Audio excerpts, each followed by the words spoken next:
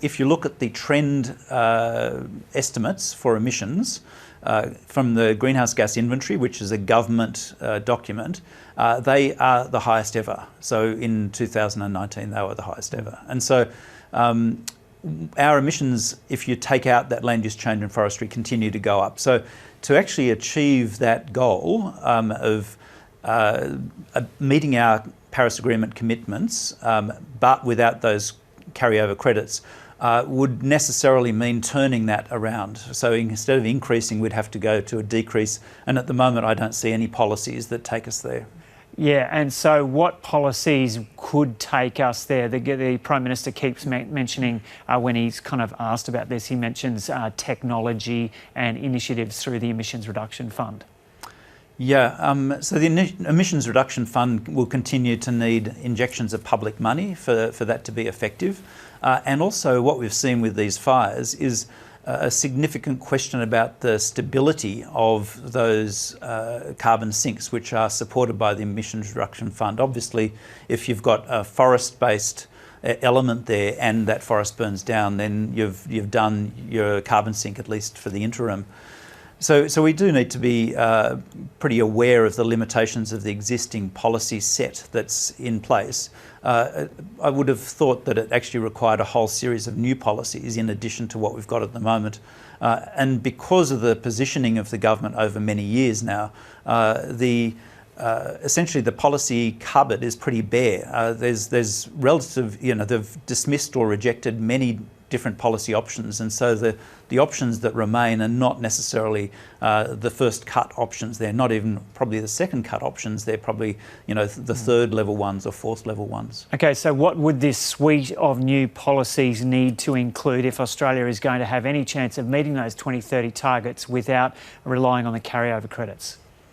Well, a lot of the focus at the moment has been on electricity and moving from essentially a coal-fired system to a renewable system, and that's generated a huge amount of debate, as we would all understand.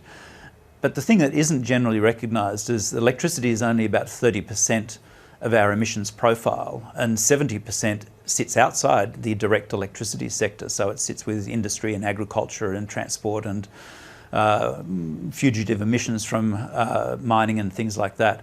And at the moment, there's relatively little policy action on that 70% of the emissions inventory. And I think there's lots of opportunities there, not just to reduce emissions, but reduce emissions in ways which are extremely positive for Australia's economy and for jobs and growth. So give us some examples of those policies which would address that other 70% and cover things like industry, agriculture and transport.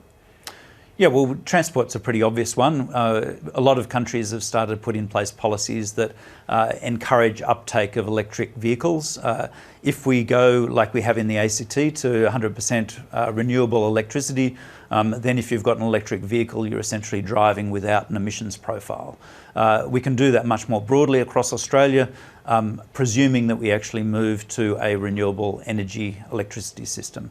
So that's one possibility. We already have the technology. We know how to make those cars. They're getting cheaper and cheaper all the time, but we haven't got any policies which encourage the uptake.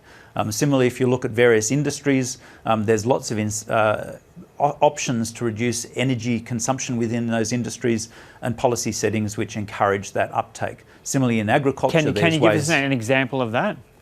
Oh, so if you've got old equipment, so old boilers and things, which are inefficient and take a lot more energy than they may necessarily need to do the job, there's a changeover cost, and actually finding ways to make that changeover cost less and to make the transition easier is one way which we can structure policies to encourage that change. Yeah, and you were going to mention something else? Oh, and agriculture. So Australia's got very efficient agriculture already, but there's always room to move, and increases in efficiency reduce the methane emissions per unit product and nitrous oxide emissions per unit product. And what are some examples of reducing methane emissions? So if you've got livestock like cattle or sheep and you increase their efficiency by fine-tuning their feed or improving the husbandry, so giving them more shade or shelter so that they're not stressed by hot or cold conditions, that increases their productivity, and increased productivity means you can actually reduce your methane emissions footprint per unit product. Okay, so you've mentioned some policy initiatives there around electric vehicles, changeover costs for industry and agricultural initiatives. Can things like that make up that shortfall if carryover credits are taken out of the equation? Or does Australia inevitably need some kind of price on carbon or carbon tax? Well, all of the economists say that some sort of price on carbon, whether it's a carbon tax or a market-based system, etc., is the most efficient and effective way to go to reduce emissions. What we saw with the carbon price coming into Australia going back some years now, we saw a really distinct drop in emissions from the core sectors during that period, before it was rescinded in 2015, I think it was. And so that's the only period in our history where there's been a significant drop in those core emissions.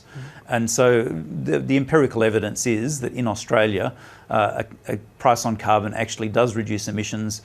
We continued to grow during that period and grow substantially, so you can actually have emissions reduction and growth at the same time. When you say we continue to grow economically? Yeah, that's right. And so you say that's what the economists say, but is that what you say? Do you say if Australia is going to meet those emissions targets for 2030, the best way to do that is through some kind of price on carbon or a carbon tax? Yeah, in essence, a price on carbon is your first cut policy stance. If you don't want to do that, then you have to go to second level sort of policies, which are less efficient, cost more, deliver fewer benefits. And so will Australia be able to meet those 2030 targets without a carbon tax? Look, I haven't seen any analysis one way or the other on that at this point, but at the moment it's hard to see policy mixes that will take us there without some sort of price on carbon. And should the overall target be increased considering what's happening around the world with commitments to 2030 and beyond to 2050? Well, the original commitments made at Paris, which Australia's is 26 to 28% reduction by 2030 compared with 2005 emissions, were reasonable at the time. Is that they weren't leading, they were towards the back of the pack in terms of developed countries, but it was always intended that those emission reductions were a first step. That doesn't mean the job's done, in fact, far from it, because if all countries met their Paris Agreement initial commitments to reduce emissions, we'd still have warming somewhere in the region of 3, maybe 4 degrees. And so the job isn't done with this first step. So it was always intended to ratchet up those emission reductions over time. And in the next Conference of Parties, that's towards the end of this year in Glasgow, there's an expectation that countries will ramp up their emission reductions.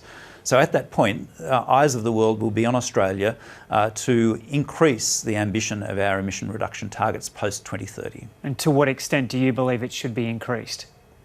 Well, that's a very political question. That's up for the government to decide.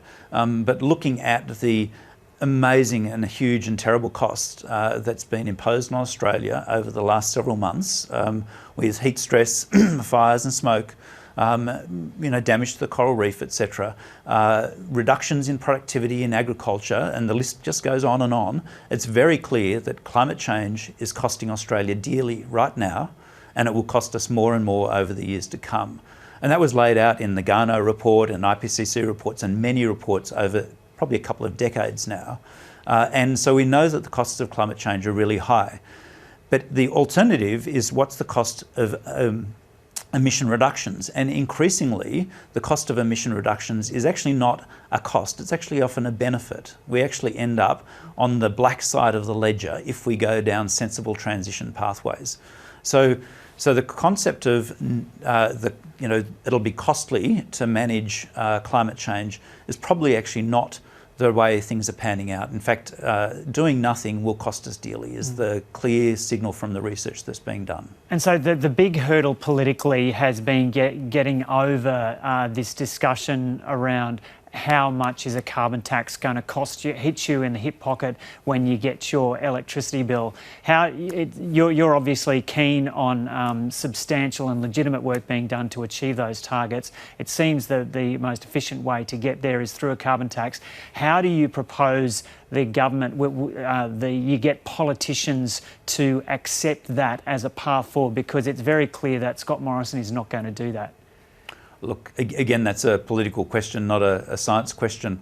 But I think increasingly what we need to see is the big picture. And yes, there's a cost in terms of transitioning away from energy and emission-intensive industries, but there's also a benefit. And for example, in the Roscano's work and others, which actually shows there could be huge benefits from that transition. Similarly, yes, there's a cost in terms of adapting to climate change, but there's also serious benefits from adapting to climate change. And we need to put all of that together and figure out what's in the national interest. What's the best thing for Australia, given our obvious vulnerability to climate and climate change?